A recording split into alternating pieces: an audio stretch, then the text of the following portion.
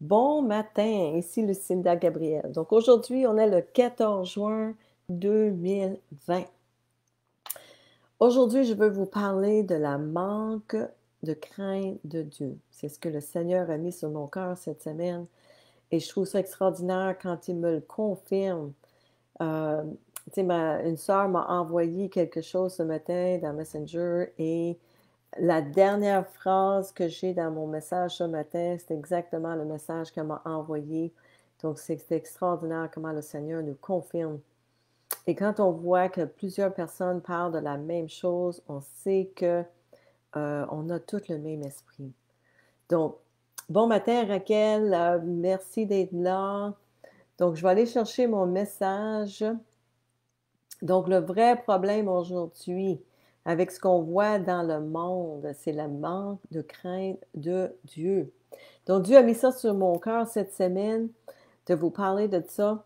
Le monde est tombé présentement dans l'anarchie, comme prédit dans Matthieu 24, 12. Pourquoi? Parce que nous avons retiré Dieu de nos écoles, de notre gouvernement, de nos familles et même de nos maisons. Le diable endoctrine vos enfants avec ses voix, puisque vous ne leur enseignez plus les voies de Dieu. La création a été remplacée par l'évolution. La classe de religion a été remplacée par la morale. Ça, c'était dans mon temps. Moi, je ne sais plus qu'est-ce qui est enseigné dans les écoles aujourd'hui. Lentement, tout ce qui est pieux a été effacé et remplacé par les idées et des moyens impies et ils sont enseignés comme c'est normal, sont légiférés et même célébrés. La plupart des gens ne savent même pas aujourd'hui qu'est-ce que la crainte de Dieu. Alors, regardons dans la Bible qu'est-ce que ça dit. Dans Proverbe 9, 10, c'est écrit « Le commencement de la sagesse, c'est la crainte de l'Éternel. La connaissance du Dieu saint, voilà en quoi consiste l'intelligence. » Cela signifie que si nous ne craignons pas Dieu, nous ne pouvons être sages. Nous pensons que nous sommes sages à nos propres yeux, mais nous ne le sommes pas parce que la vraie sagesse vient de Dieu. Puis, il a dit, connaître le Saint, c'est la connaissance. Cela signifie que nous ne pouvons donner un sens à ce monde que lorsque nous connaissons le Saint qui est Jésus.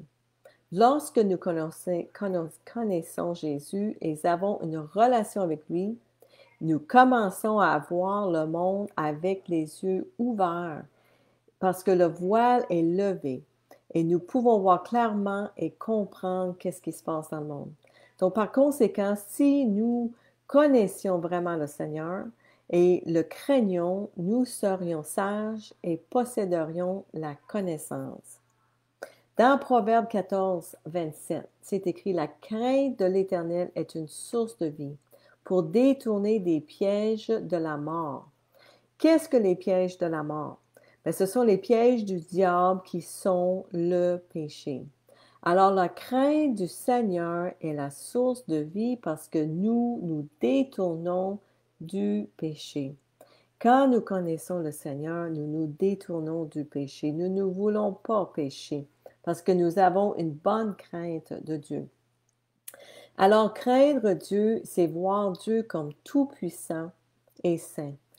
S'il se présentait devant vous en ce moment, vous tomberiez par terre et vous sentiriez indigne de le regarder.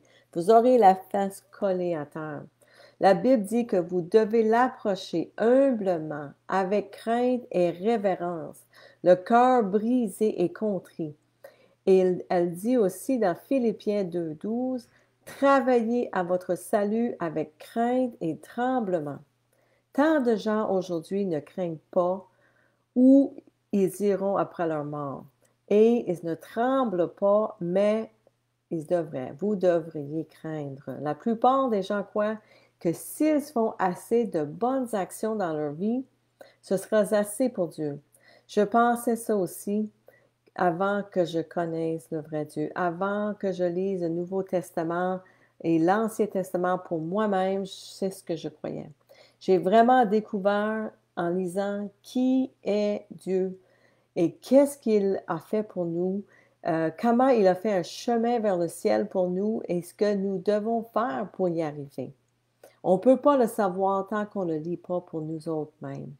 Jésus a dit dans Matthieu 7, 14, « Mais étroite est la porte, resserrez le chemin menant à la vie, et il y a peu qui les trouvent. » Donc, imaginez, il y a peu qui les trouvent.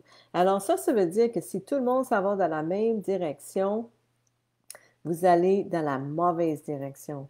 Assurez-vous, regardez autour de vous, puis si vous allez à l'encontre de la vague, c'est bon signe, les amis, c'est très bon signe. Parce que si vous êtes dans la vague avec tout le monde, c'est pas le bon chemin.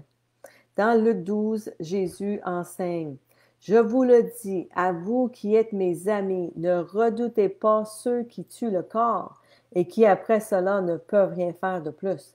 Mais je vais vous montrer qui vous devez redouter. Redoutez celui qui, après avoir tué, a le pouvoir de jeter en enfer. Oui, je vous le dis, c'est lui que vous devez redouter. C'est lui que vous devez craindre. C'est ça que ça veut dire. Les gens ne croient plus dans l'enfer. Satan a fait un excellent travail en gardant tout le monde trop occupé et diverti pour penser à où est-ce qu'ils iront après la mort. Cette vie est trop merveilleuse, trop pleine d'opportunités et de possibilités. Nous devons vivre notre meilleure vie maintenant. Profitez-en pleinement aujourd'hui. C'est le plus grand mensonge, les amis, que Satan ait encore évoqué. Et ça, je le sais parce que j'étais comme ça aussi. Il fallait que j'en profite aujourd'hui. Il fallait que j'aie les meilleures choses, les plus belles choses. C'est un mensonge de Satan, les amis. C'est pas ça qui est important. Mais du tout. Les croyants, il est incompréhensible que les incroyants manquent de crainte. Non, je recommence. Il est compréhensible que les incroyants manquent de crainte parce que la plupart d'entre vous ne savent pas mieux. Puis je le sais, j'étais comme ça aussi. Moi, je ne craignais pas Dieu avant parce que je ne savais pas mieux. Mais la plupart n'ont pas lu la Bible. Donc, c'est pour ça, puis c'est compréhensible.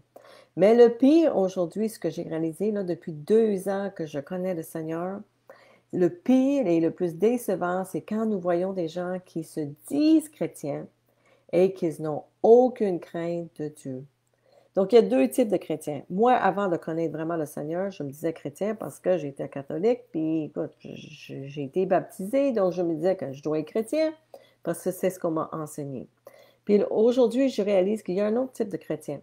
Il y a des chrétiens qui ont repenti, ou se disent repentis en tout cas, puis se disent chrétiens nés de nouveau, mais qui ne marchent pas dans la crainte de Dieu. Ça, c'est encore pire. Donc, c'est le pire et le plus décevant quand nous voyons des gens qui se disent chrétiens nés de nouveau, mais qui n'ont aucune crainte de Dieu. Ils se partagent des messages sur Facebook, sur Jésus, mais ils vivent ouvertement dans le péché, comme si personne ne voyait l'hypocrisie. C'est le plus dommageable de tous, car les gens qui vivent dans le monde cherchent des exemples et ils sont peu nombreux.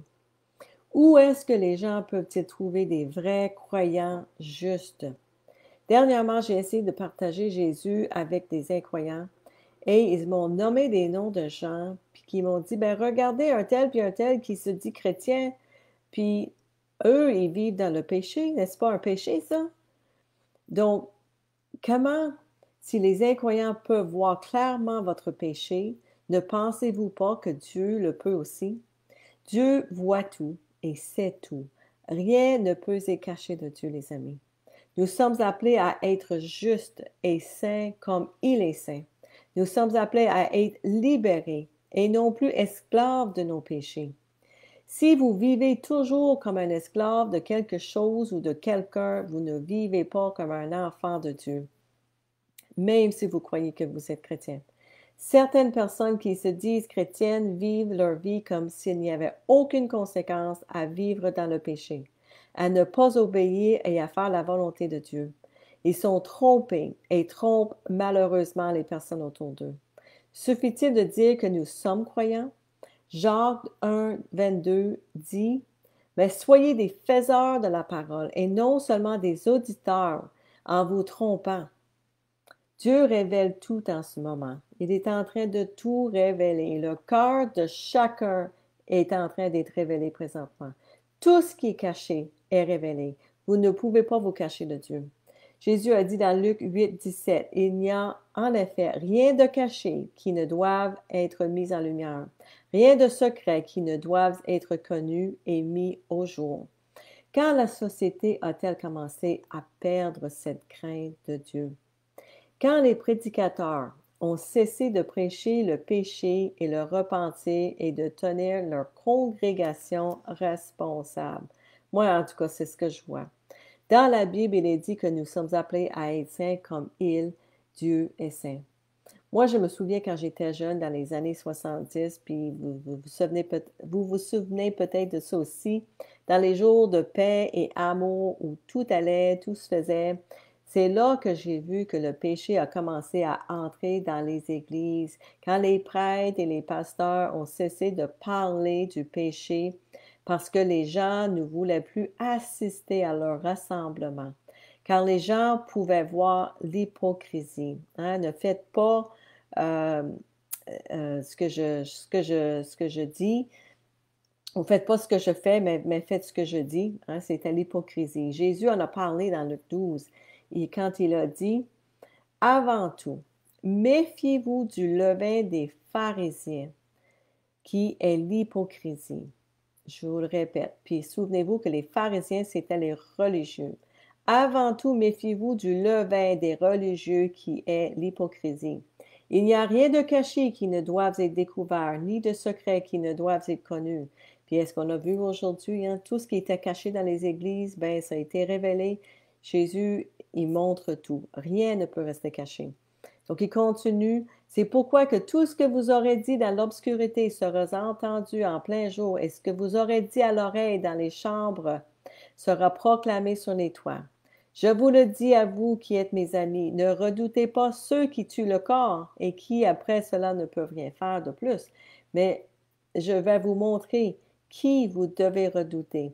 Celui qui, après avoir tué, a le pouvoir de jeter en enfer. Oui, je vous le dis, c'est lui que vous devez redouter. Et Jésus continue dans 43, heureux le serviteur que son maître à son arrivée trouvera occupé à son travail. Je vous le dis en vérité, il l'établira responsable de tous ses biens. Mais si ce serviteur se dit en lui-même, mon maître tarde à venir, s'il se met à battre les autres serviteurs et servantes, à manger, à boire et à s'enivrer, alors le maître de ce serviteur viendra le jour où il ne s'y attend pas et à l'heure qu'il ne connaît pas. Il le punira sévèrement et lui fera partager le sort des infidèles. Le serviteur qui a connu la volonté de son maître, mais qui n'a rien préparé ni fait pour s'y conformer, sera battu d'un grand nombre de coups. En revanche, celui qui ne l'a pas connu et qui a fait des choses dignes de punition sera battu de peu de coups. On demandera beaucoup à qui l'on a beaucoup donné, et l'on exigera davantage de celui à qui l'on a beaucoup confié. Alors, les amis, c'est assez clair que si vous vous appelez croyant, puis si vous dites que vous êtes chrétien, mais que vous ne servez pas Dieu, que vous ne marchez pas dans ses voies, vous n'êtes pas saint comme il dit qu'on doit être saint, vous seriez punis comme les infidèles. Donc, ne vous compterez pas de menterie. Tite 1, ça dit, tout est pur pour ceux qui sont purs, mais rien n'est pur pour ceux qui sont souillés et incrédules. Bien plus leur intelligence et leur conscience sont souillées. Ils prétendent connaître Dieu, mais ils le renient par leur manière d'agir. Ils sont abominables, rebelles et incompétents pour la moindre œuvre bonne. Dans Ecclésiaste 12, c'est écrit, écoutons la conclusion de tout ce discours. Crains Dieu et respecte ses commandements, car c'est ce que doit faire tout homme. En effet, Dieu amènera toute œuvre en jugement, et ce jugement portera sur tout ce qui est caché. que ce soit bon ou mauvais. Donc, tout ce qu'on aurait dit et fait sera jugé un jour, les amis, que ce soit bon ou mauvais. Donc là, je vais terminer avec le psaume 34, le salut de l'Éternel pour le juste, parce que je veux vous encourager, les amis, à connaître le vrai Dieu, connaître le vrai Seigneur et avoir la bonne crainte de Dieu.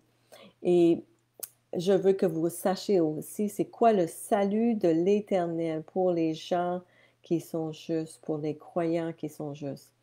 Donc, c'est David qui a écrit ce psaume. C'est écrit, « Je veux bénir l'Éternel en tout temps. Sa louange sera toujours dans ma bouche. Que mon âme fasse toute sa fierté de l'Éternel. Que les humbles écoutent et se réjouissent. Dites avec moi la grandeur de l'Éternel. Célébrons tout son nom. J'ai cherché l'Éternel et il m'a répondu. Il m'a délivré de toutes ses frayeurs. Quand on tourne les regards vers lui, on est rayonnant de joie et le visage ne rougit pas de honte. Quand un malheureux crie, l'Éternel entend et il le sauve de toutes ses détresses. L'ange de l'Éternel campe autour de ceux qui le craignent et il les arrache du danger. Goûtez et voyez combien l'Éternel est bon. Heureux l'homme qui cherche refuge en lui. Craignez l'Éternel, vous ses saints, car rien ne manque à ceux qui le craignent. Les lionceaux connaissent la disette et la faim, mais ceux qui cherchent l'Éternel ne sont privés d'aucun bien. Venez, mes fils, écoutez-moi. Je vous enseignerai la crainte de l'Éternel. Qui donc aime la vie et désire voir des jours heureux? Alors préserve ta langue du mal et tes lèvres des paroles trompeuses. Détourne-toi du mal et fais le bien. Recherche la paix et poursuis-la. Les yeux de l'Éternel sont pour les justes, et ses oreilles sont attentives à leurs cris. Mais il se tourne contre ceux qui font le mal, pour effacer leurs souvenirs de la terre. Quand les justes crient, l'Éternel entend, et les délivre de toute leur détresse. L'Éternel est près de ceux qui ont le cœur brisé, et il sauve ceux dont l'esprit est abattu. Beaucoup de malheurs atteignent le juste, mais l'Éternel l'en délivre toujours. Il garde tous ses os, aucun d'eux n'est brisé, mais le malheur fait mourir le méchant. Les ennemis du juste sont condamnés, et l'Éternel rachète l'âme de ses serviteurs. Et tous ceux qui cherchent refuge en lui échappent à la condamnation. Amen. Donc, si vous prétendez être un chrétien, et connaître Dieu, mais le renier dans vos œuvres, sachez que pour Dieu, vous serez traité comme un incroyant. Dieu appelle à la sainteté et à la justice. Le péché n'entrera pas aux portes du ciel, les amis. Ne vous trompez pas et ne vous laissez pas tromper. Dieu n'est pas un fou et on ne se moquera pas de lui. Donc, comme il est écrit, travaillez votre salut avec crainte et tremblement. Cela dit, je sais que Dieu vous aime et il vous donne à tous une chance de vous détourner de vos péchés et de vous tourner vers lui. Je crois que la plupart des gens, à un moment donné, auront la peur de la mort, sinon la crainte de Dieu, et se tourneront vers lui pour obtenir de l'aide. J'espère juste que vous aurez cette chance car vous ne savez jamais avec certitude l'heure de votre mort et vous pourriez être pris par surprise. On ne sait pas la journée. On ne connaît pas l'heure et la journée de notre mort. Donc, j'espère juste que vous aurez la chance de crier, de demander au Seigneur, d'appeler au Seigneur avant qu'il soit trop tard. Vous pouvez vivre sans Jésus, mais vous ne voulez pas mourir sans lui. Donc, c'est ça mon message pour aujourd'hui, les amis. Donc, je veux dire un bonjour à Raquel, à Carole Warren, à Guy Bellefleur, mes frères et sœurs. Merci d'être là. Bon matin, ma chère sœur Louiselle, Annette, Gérard.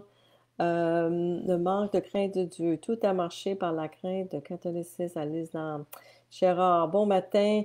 Donc, oui, c'est ça. Avec tu sais, avec l'hypocrisie qu'on a vue dans les églises, les religieux, ça nous a détournés de Dieu puis de la vérité. Moi, je vous encourage aujourd'hui. J'ai partagé cette semaine, je me couchais l'autre soir, puis le Seigneur il a mis ça tellement fort dans mon cœur. Euh, Puis ça disait, tu sais, l'Église n'est pas essentielle. Ça veut dire la bâtisse n'est pas essentielle, mais Jésus est essentiel, les amis. Donc, tu sais, le temps est court, puis à chaque semaine, on se rapproche du jour du jugement, on se rapproche du jour où ce que le Seigneur va revenir chercher ses saints. Et on est appelé à être saints. Donc, si vous vous dites chrétien, vous n'êtes pas saint, vous ne vivez pas avec la crainte de Dieu, moi, je vous dis aujourd'hui, mettez-vous à genoux, demandez à Dieu de vraiment vérifier votre cœur pour être certain que vous êtes correct avec lui dans votre cœur. Moi, je demande à tous les jours de me garder humble, de chercher mon cœur, puis si jamais il y a quelque chose, de me le montrer dans mon cœur, parce que je ne veux pas passer à côté de ce qui s'en vient, parce que nous avons un cadeau qui s'en vient. Le Seigneur revient chercher ces gens, et vous ne voulez pas passer à côté de ça. Donc, c'est ça mon message cette semaine, les amis. Ayez la crainte de Dieu toujours dans votre vie. Faites ce que lui, il vous demande de faire. Faites sa volonté, hein, c'est dit dans le Notre Père, que ta volonté soit faite, hein, non pas la nôtre, ta volonté soit faite. Vivez pour le Seigneur. Quand on meurt avec le Christ, on renaît avec le Christ et c'est pas lui, c'est pas nous qui vit, c'est lui qui vit en nous aujourd'hui. Donc, on devrait tout faire ça aujourd'hui. On doit vivre pour le Seigneur, pour sa gloire, et on devrait être juste occupé à, à porter fruit. Puis ce que ça veut dire qu'on devrait juste être préoccupé à partager la bonne nouvelle de Jésus pour ramener le troupeau à la maison. Il y a juste ça qui importe. C'est pas important la maison qu'on a, le char qu'on a, puis si on en a ou pas, l'argent qu'on a, parce qu'un jour bientôt, rien de ça serait important. OK? Donc, je vous souhaite une merveilleuse semaine. Partagez ce message avec vos amis, avec votre famille. Parlez du Seigneur aujourd'hui avec quelqu'un. Donnez-vous l'obligation de partager la bonne nouvelle avec quelqu'un aujourd'hui puis cette semaine. Donc, merci pour votre écoute. Je vous aime et à la semaine prochaine.